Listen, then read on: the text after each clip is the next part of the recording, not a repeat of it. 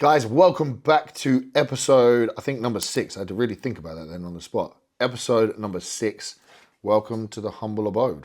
I have literally just eaten my pre-workout meal. We're going to hit some delts and some triceps. First session back in 7 days, which I'm very much looking forward to. But we are almost out of the TRT jail. We're having bloods done today from Big KC. Big shout out to Eval. I'm not sponsored or anything. Their blood panels, their quality, second to none. Someone I've always used. And I'm quite fortunate that Kerry is a phlebotomist, so she can do them at home for me, so I don't have to worry about getting any bookings. So we're going to extract some blood. I've just been told it's going to be five vials. 5 vials. So I don't need a bloodlet because I'm basically having 2 for 1. And keep you all updated. It's another episode. We thought we'd do something a little bit different. Let's fucking go. Live and direct from the man himself. As the cycle comes into play as we progress, this amount of volume, we've seen such good progress from this training. I'm not wanting to change something unless there's a need, but I also don't want that need to come when you're fucked and it's like, shit. I want us to be on it all of the time to keep you fresh. So this growth phase.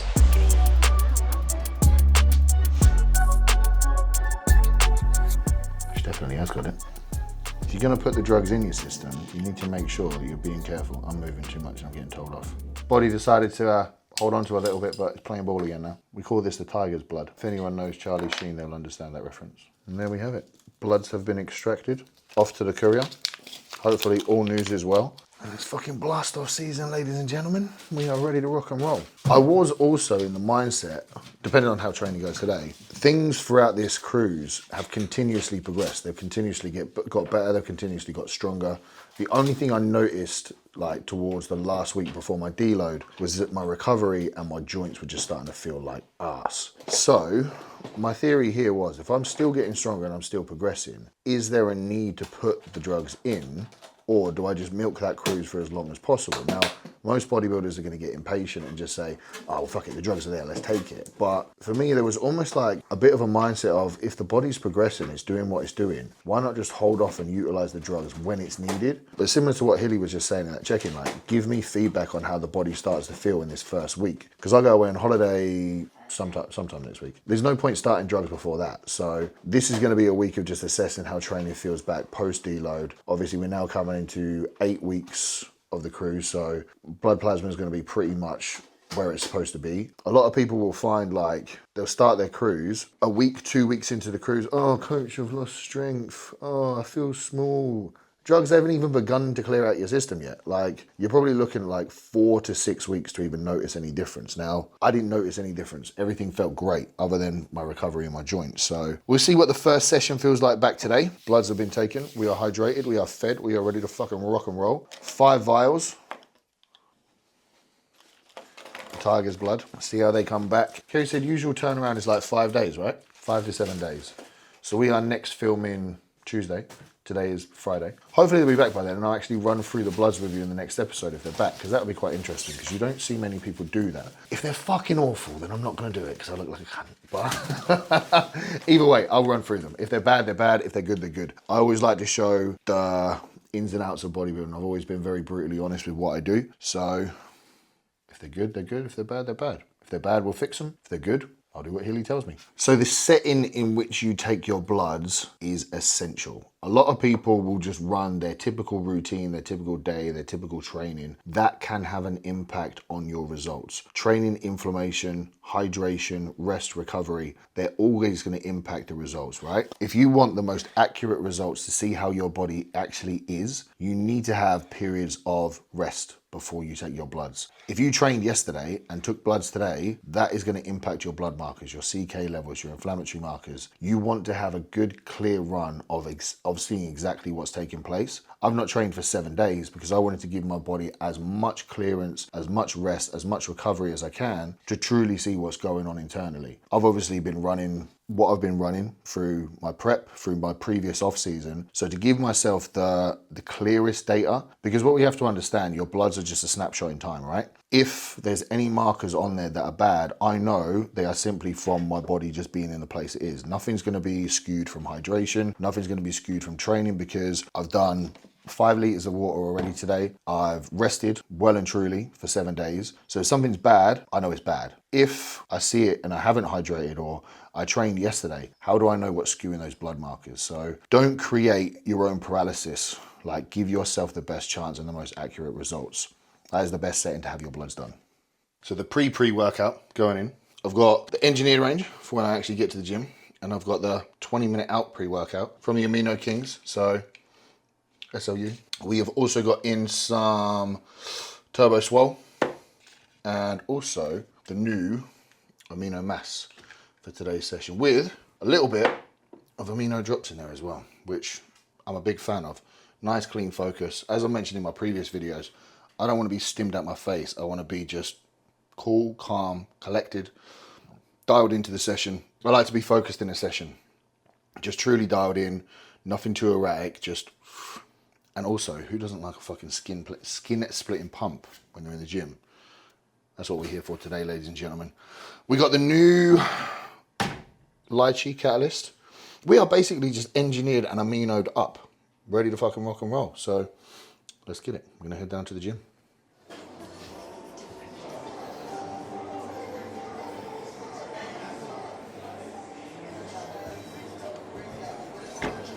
Whoa.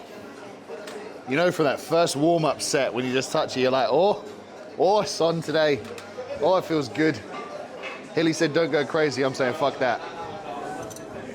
I lied to him and say I went steady.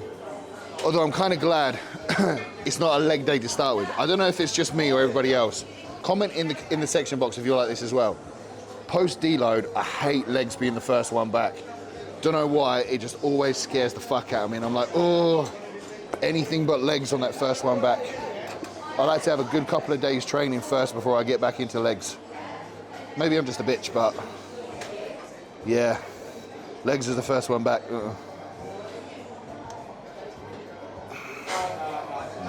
Feels good. I'm not going to waste too much time on warm-ups. Like, I just want to like stimulate, get everything flowing and get into it. But feeling very good this morning. That deload was much needed. Something I want people to bear in mind when they're coming back from a deload, right? Don't look at your logbook if you're tracking or your old weights and try and immediately go straight back in at where you left off. Almost like step it back a touch. Look at progressive overload on a much bigger spectrum. Going back in day one post-deload from your last day pre-deload, you're almost digging yourself a hole from the first session. If you look at training block to training block, let's say you had an 8-week mesocycle. I hate using these technical, like, fucking sciencey terms, but let's call it a training block to training block, right? 8 weeks to 8 weeks. From your first to 8th week, you had this much progression. If you then take your second training block and say started off at where you were week 4, in this first training block, you're still starting off further than what you were there. So from week 4 to week 8, you're then finishing halfway through your second training cycle where you left off on your last one. I'm hoping you're still following here. So then you've still got another 4 weeks on top of that to progress where you haven't just buried yourself in a hole. Because realistically, you got to think from your last training block, week 8, starting off as a fresh, trying to pick up from there, you're going to then progress for another 8 weeks. It's just unrealistic expectations. No one gets that strong that quick unless you're fucking like Samson Dowder or Dorian Yates. I don't know about you, but I ain't them. I am not the genetic elite, so I'm trying to think about stretching my timeline of progression out over a much longer period of time, but also not burying myself in a hole of fatigue, injuries, joint problems. People think that training progress happens a lot faster than what it does. You're not gonna progress every session in reps. You're not gonna progress every session in weight. Sometimes it's just about being better at the connection of the movement. So giving yourself as much runway to progress makes a lot more sense to me. Rather than coming in first day today, burying myself in a hole, and I've just got to try and maintain that for another 8, 9, 10 weeks, however long it is. It doesn't work realistically. So as an example of that, right? My first training block, without kind of going through my logbook, I was probably at the 8th pin down. I worked my way up to the 9th pin plus a gym pin plus 125. So I'm not going to go straight back in at the 9 pin plus 125. I'm just going to go back in at 9, which is still a plate heavier than where I started off on my last rotation. So I'm still starting off heavier, but not as heavy as what I finished. And yeah, I'm going to be able to progress to that 9 pin 125 very rapidly. But the idea is milking those sets as much as I can, getting much better stimulus, engagement, connection. Because at the end of the day, we're bodybuilding. We're not powerlifting. We're not strongman. The idea is progressive overload from mechanical tension stimulus. Basically, stress the muscle that you're looking to train. That is the idea.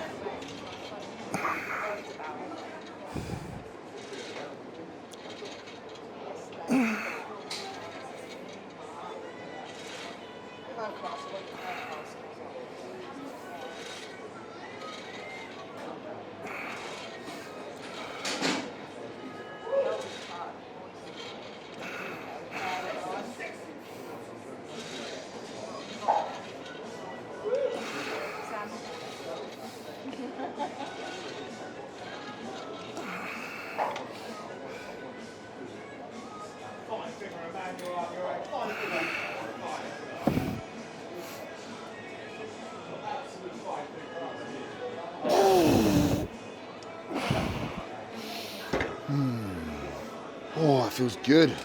Another reason for deloads as well. So you're gonna have physiological stress, joint soreness, achiness, inflammation. Like that's when the body's beating. But you have to remember, even the people that love this, live this and breathe this, it can become a monotonous task. You're doing the same repetitive thing over and over and over again. You will get complacent, whether you like to admit it or not. You just go through the motions. Having that mental break away from it and being told and forced out of the gym, it gives you a chance to miss something you love, so that when you get back into it, you're ready to fucking rip through walls. Like you physically cannot wait to get back to training. It's not just a, oh yeah, it's delts today. It's, oh, it's fucking delts today, let's go. I love that mental refresh. And that's something that I know I need at times. Not that I get complacent, but you naturally do. Having that mental excitement of getting back into it is essential for progress.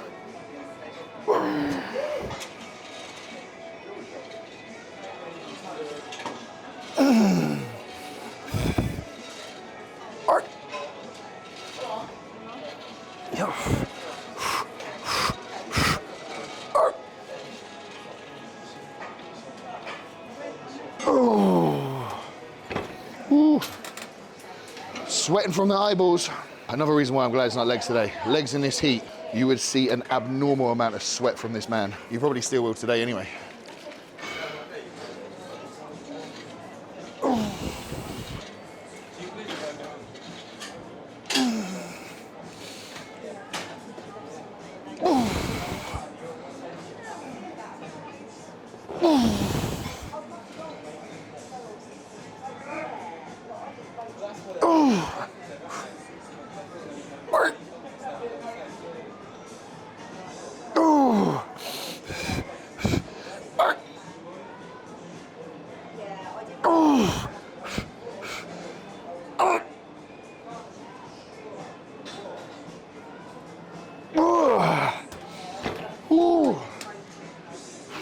Training feels fucking great. Like my strength feel good. Everything just feels like I don't feel like I'm in a cruise. Like typically when I come down week 6, week 7, strength I can hold on to, but I can't progress. I usually have to drop off a set here and there. My joints really start aching, start hurting. I've always called it the suit of armor, right? When you're peak blasting, you got a suit of armor on. You feel like you can run through walls, unstoppable, unbreakable. When it starts to clear out the system and you get to those lower doses, that suit of armor just comes off. You just feel a little bit more fragile, a little bit more frail, a little bit more like, oh, I feel like I could break under this weight. I haven't felt that once. I literally, if anything, I've just felt like I've just got more and more solid. Arguably, when the body's progressing, the body feels good. Yes, you might program your blast after however long the cruise is, the clearance phase. But sometimes like longevity in the game is like, if you don't need it, why use it? Let the body do its thing. Add in the assistance when it's needed. It's called assistance for a reason, right? You don't need assistance if you don't need assistance.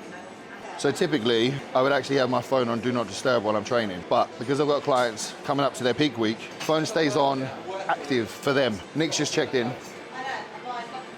Boy is looking good. Poor bastard's on 1,100 calories at the moment though. When we got more condition to get, we got more condition to get. No one cares what calories you're on. You gotta get the job done. So he's got his pro qualifier next weekend at Two Bros, which I'm very excited for. We placed 3rd at the regional, very good show, but we know we could be leaner. So we've now had 2 weeks, so 1 week that's just been. We pulled a good 1.5 kilos off since. And now we're lining up for next peak week, which I'm very excited for. Big T out in Japan, who's lining up for his first show as well. And then we got Matt going again at Coventry. So the boys are looking good. They're allowed to disturb me when I train. Everybody else has to wait patiently.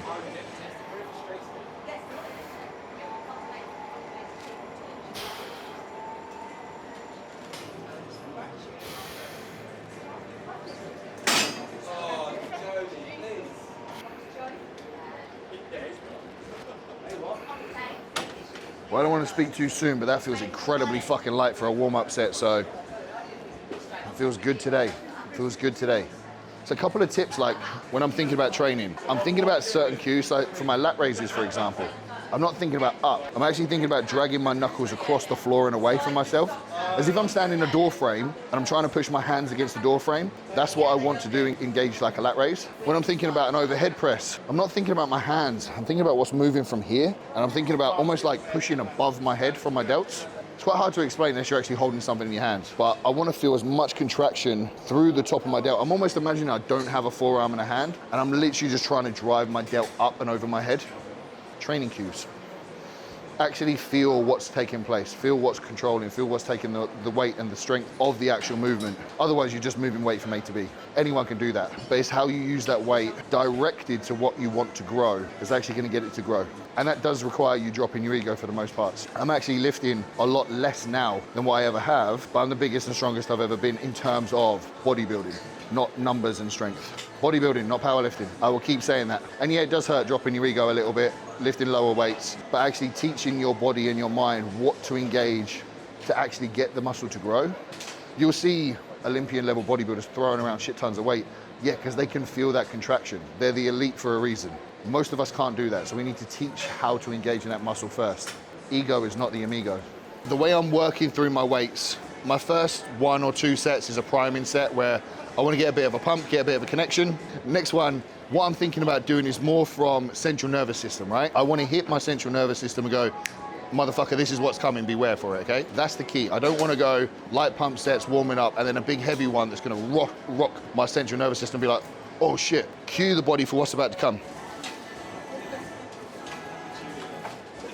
I was going to slag the gym music off when I walked in, but they're playing Stevie Nicks now.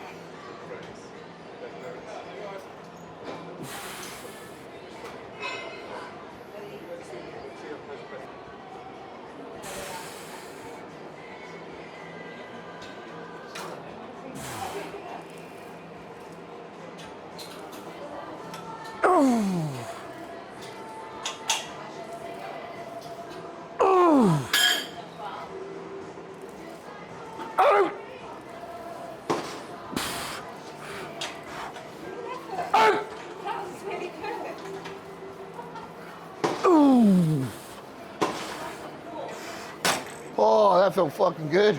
Massively overshot that though. That was supposed to be a 10 to 12. I thought I'd go the same weight as what I did on my last session. Maybe in my last sessions I was just being a bitch and holding back. I don't know what that was, I lost count at 13. See if we can replicate it on the heavy set. New lychee flavor. Refreshing. The OG coconut and cherry was always my favorite. Engineered muscle, BMW 10. But I definitely think that lychee, I think that might have taken the win, you know. I thought when Riz was hyping it up, I was like, lychee. I was like, it sounds dead. I was like, that can't beat the coconut and cherry. No way. Stand corrected. It's either a very close second or it just about tips it. It might need a little bit longer. I think I'll go for the OG coconut tomorrow and I'll make my mind up. What is your favorite flavor? In the comments. And if you ain't on the Catalyst hype yet, get on the Catalyst hype. No excuses. Tastes incredible. It's hot as balls. Stay hydrated. Use my code. Taste sensation. There is a flavor for everyone. Unless you're complaining that it tastes like carrots and flat Coke. If you know, you know.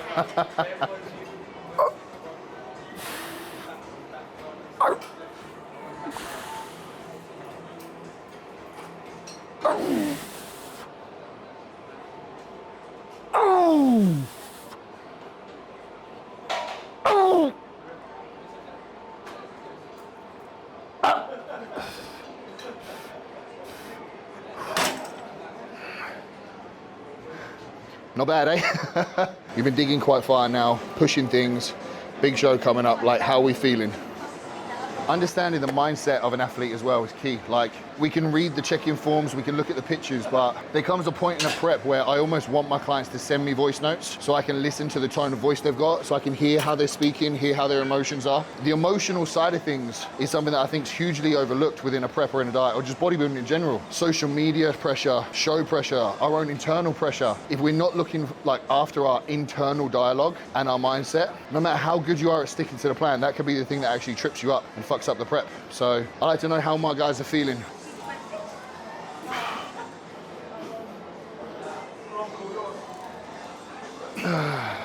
Just laugh to myself because they've got the infamous Ronnie Coleman video on in the background. Yeah, buddy, lightweight, baby, yeah. So as I mentioned earlier about cues and training cues, the other thing I want to do is create as much stability into the movement as I possibly can. So when I'm in this, I'm thinking about driving my feet against the pad and pushing my back against the backrest as much as I possibly can so I can anchor myself and drive these back as hard as possible without it trying to lift me forward. It's always about driving as much tension and pressure as you can into the direct muscle. But what you're gonna have to remember is there's gonna be opposite force. As I push this back, naturally my body's gonna wanna go forward. Prevent that from happening, you'll be able to get a lot more stimulus out of the muscle that you're looking to train.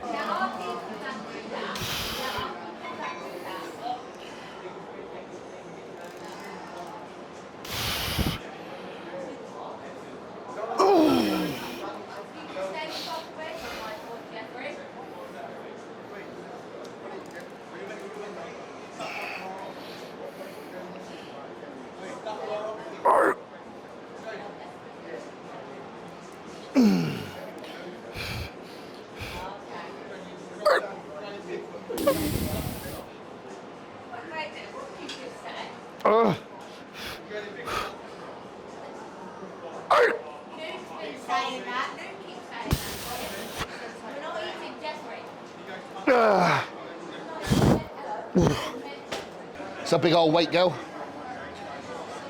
That, ladies and gentlemen, is how you grow a sick pair of fucking glutes. That one dumbbell was 35 kilos. She weighed in this morning at 49, 12 weeks out. Shh, it's a secret, I'm not allowed to tell anyone.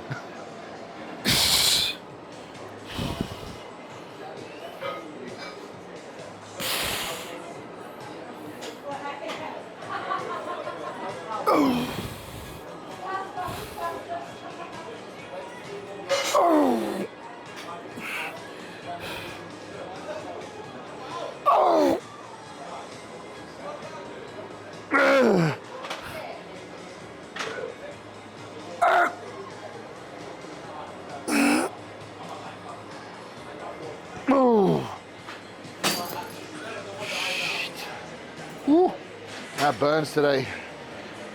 Healy's request. How does training feel? Strong as fuck. Pumped as fuck. My joints feel good. So there's a full house. We do know what we're running this off season, which I am very excited for because it's a lot of things that I've never done before. Had a little chat with Hilly 2 or 3 weeks ago about possibilities. Obviously, we're not just gonna just throw random things. Everything has a reason and a method behind it, but it's a lot of stuff that I've never done before. So, and as we've already seen 12 weeks post-show now, a lot of this process is things that I've not done or not done for a very, very long time. And it's working stupidly fucking well. Strongest I've ever felt in training, best I've ever recovered, most progress I've ever made in a short amount of time. I'm already back at 105 kilos. Last off season, I topped out 113. Conditions still holding well, appetite's good. Calories still at about 6.5, I think it is. I don't know, I just eat what Hilly tells me to, but I think it's about 6. Still got the big off plan to keep calories lower in the space of a week. We've just found the rhythm and it's working really fucking well. So again, I'm still stuck in this mindset of it's not broken, don't fix it. And just rolling with this for as long as we can. But we'll see what the Bloods come back as. They could come back shit and I'll be forced to knock though. So we will see. But hopefully they'll be back before the next episode and I'll run through them on the episode live and direct. Call myself out on YouTube. Fasted blood glucose. It was a bit high, but we obviously know this from growth. Done a couple of days trials of just my post-meal glucose readings. After each meal between 4.7 and 5, so I know I'm good there. Fasted reading was always just a bit high from that kind of dawn effect and the growth hormone. Blood pressure, 117 over 55. All is good on paper, but let's see what's going on inside.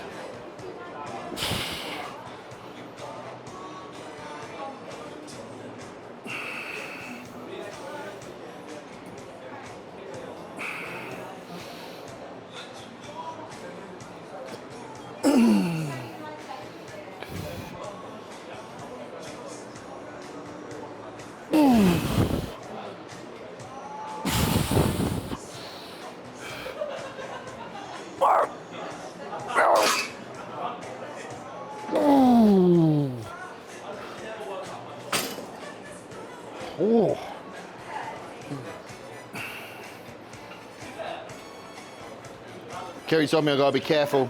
Just took blood, so obviously I can't have anything wrapped around my forearm too much because I will bruise like a bitch. My body is quite a sensitive soul, and I have had it before where I've had my bloods done, gone and trained straight after, hit biceps, and literally bruised all the way down to my wrist. Do not want to make that mistake again. Oh.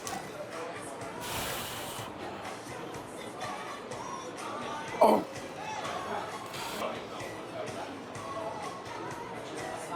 Oh.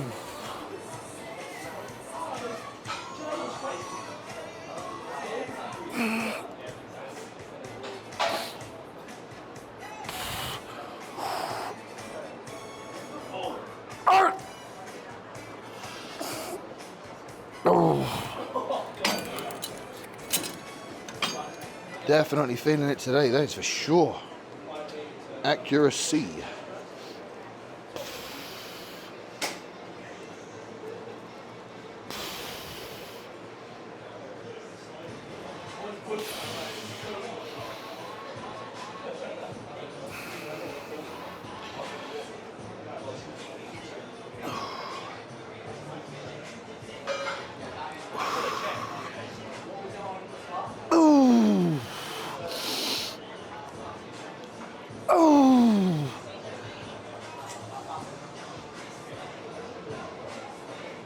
Ooh. Ooh. If you've been around for a while, you know we're on the FST hype. I like it facing out actually, it feels nice. Get a lot more range of motion. Ooh.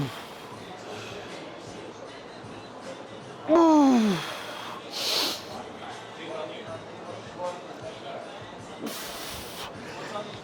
Oh.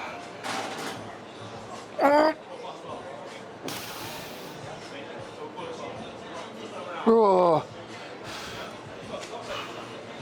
One more.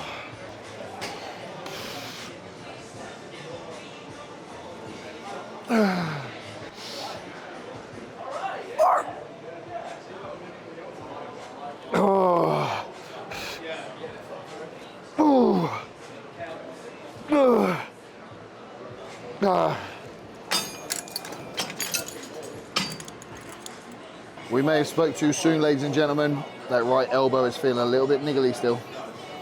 Looks like the MPP's got to go back in, I'm afraid. I almost guarantee I know what it is though. Literally repetitive strain, like my hand is glued like this all day long or on a mouse all day long. And I guarantee you, it's literally like right in here. And it's gonna be something to do with that.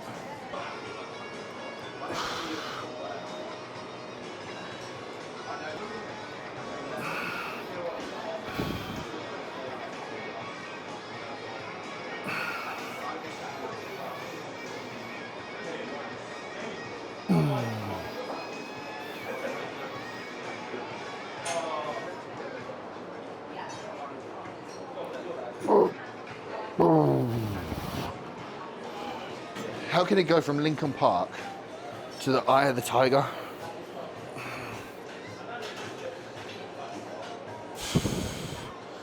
The most motivational set of triceps I've ever done.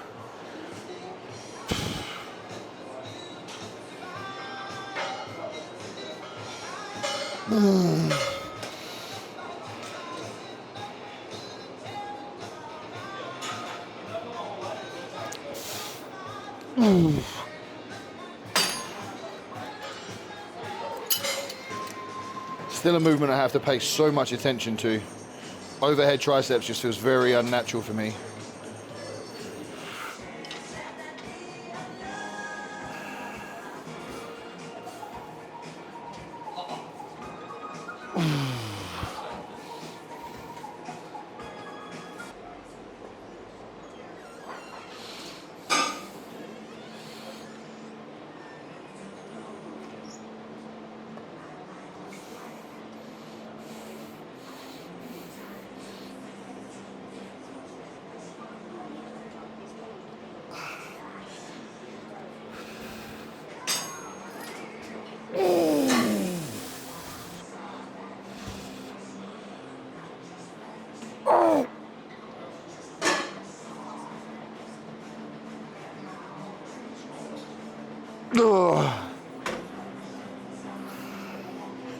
I don't know what hurts more, the actual exercise itself, or how much the bar digs into your hands.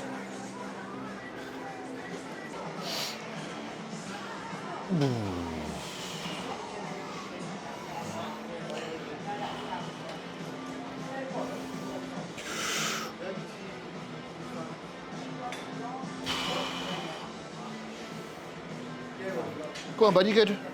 Don't worry about that.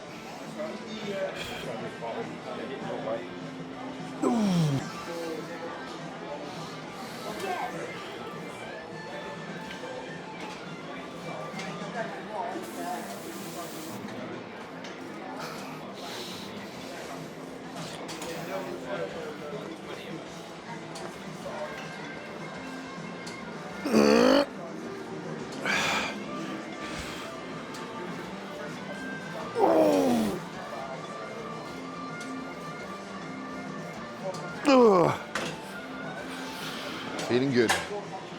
Feeling good. So Kerry's a bit of a warrior, right? And my mind works in very weird and wonderful ways. So I found that trying to explain it in the most simple way possible is the best way to keep her calm. And I said, my mind is like a radio station, like it's constantly on the go. There's always something playing. Sometimes it plays some absolute fucking bangers and I just have to whack it up as loud as possible. And other times it's fucking traffic news, it's distortion, it's old school retro stuff that no one wants to fucking listen to, but I just can't turn it off. Today, the radio station is playing some fucking vibes, that is for sure. I say to her, I was like, my head's feeling fucking shit today. She's like, is everything okay? And I'm like, yeah, just bad songs. She's like, oh, I get it.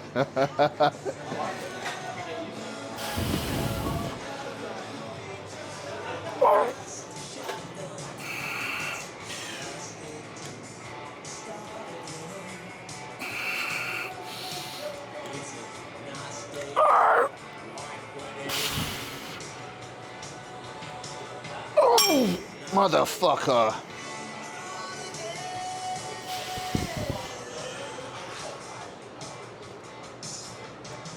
Ugh.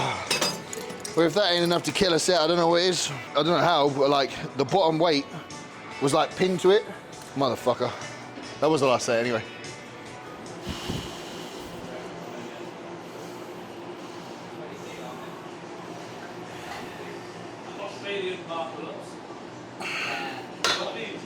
I know they argue the point of knee bent and straight leg with training the soleus and the gastroc, but a seated calf raise, I get the deepest contraction in my calves more than anything else. Yes, on paper, it's just training the soleus, but when I can feel that deep in my calf, and the calf pump afterwards is a fucking ridiculous pump, I'm gonna keep fucking doing it. Standing calf raise for me, just don't do it.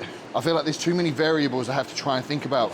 Not slipping off the pad, trying to get my shoulders in the right position. Here I can literally just drive all tension through my toes, think about dragging my heels off the plate, and when I come up, that point of contraction, literally feel it so deep in my calf. Also, as I was saying earlier, the ego. This is probably by far the machine I see people lift far too much weight on. People putting like 5, 6 plates on. Bro, no one's got calves that big and that strong.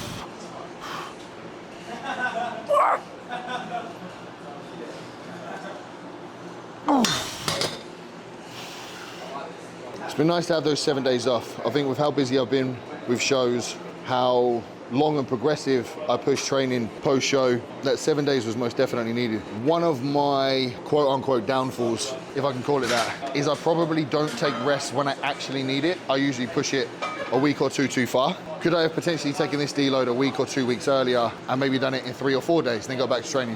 Yeah. Sometimes having that breakaway, as I said earlier in the session, having 7 days out of the gym, you then come in and you actually have a chance and opportunity to miss it. You're back in that environment, you're excited to be back in that environment. That in itself is going to drive more progress, better intensity. At the end of the day, we enjoy this.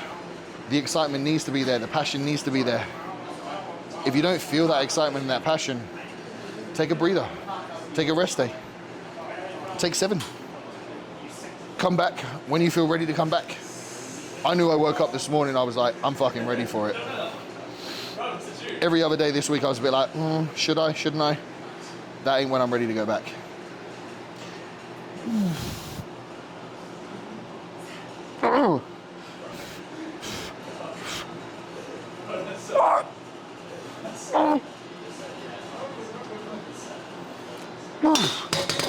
Like 7.5 7, there's no shadow on that shed. But anything past that in the shadow. Yeah, just do it. There's no shadow on that shed. Yeah. But anything past that.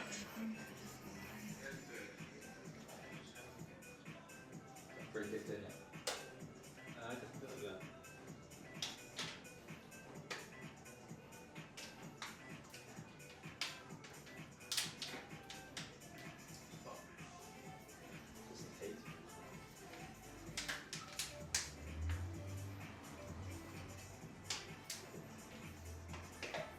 I like that. It's a nice flow. In a bit of like a, Less momentum. yeah. Bikini abs. No, for 11 weeks we're good. So I didn't give you guys much warning because I literally put out the question box as I was about to walk out the door, and it takes 10 minutes to get to the gym, but some of you have actually asked some questions. So first one, Ben, can we see some dips in your training session? No, bro, because I'm finished now, and man doesn't do dips. So I don't seated dip, so you can see that. I may do a special dip for you sometime. I just always have to be careful because of my wanky elbow. I've got poor mobility because I'm just so fucking wide. I won't say the names of these two just because they might want to stay private. So I've got, Coach, why we sometimes wake up bloated and feel soft? Well, assuming you stuck to your diet and haven't been a fat fuck and eaten Dominoes, that would usually be the immediate one. But there can be many things that create bloating, sensation of feeling soft, watery. It can be sleep, it can be stress, it can be heat, it can be training inflammation from the day before. What time did you have your last meal? Are you well hydrated? Did you have good quality sleep? If you've stuck to the plan 100% and not deviated from your diet and your nutrition, then you're absolutely sound. And it's going to be an external factor, more so a stress response on the body, and it shouldn't need to be worried. It could be hydration, it could be sodium levels. So make sure you're drinking enough, make sure you've got the right amount of sodium. Other than that, something that you can't control, so don't worry about it, as long as you've stuck to the plan. And last one, my thoughts on Reta. Trying to take as much emotion out of it as physically possible. I think GLPs have a place for what they are physically designed for. Previous to coaching, I actually used to work in care, and I specifically worked with children and young adults in autism, ADHD, severe learning difficulties. And I come across a couple of patients or care workers that I work with that had an illness called Prader-Willi. Now, if you haven't heard of Prader-Willi before, then Google it and you'll understand. It is an uncontrollable eating disorder where they physically cannot control themselves eating. They physically can't. Parents of children with Prader-Willi have to literally put locks on their fridges and cupboards because the children will eat relentlessly. For someone like that, yes, it could work very well. For someone who has got life-threatening illnesses, yes, I think it can work very well for that. Bodybuilders, I think there potentially could be a place post-show for it, for people trying to manage their reverse who have uncontrollable eating habits or uncontrollable hunger. Do I think they should use it? No. I think you're bodybuilding is an extreme sport, you should suck it up and be able to manage your hunger. Lifestyle clients, no. I personally don't think it has a place in anyone other than who needs it medically and as an emergency for life and quality of life. Most people are now reaching to this thing because they physically can't control what they put in their mouth, and that I don't agree with. Practice discipline. That is as simple as it needs to be. You're gonna be fucking hungry.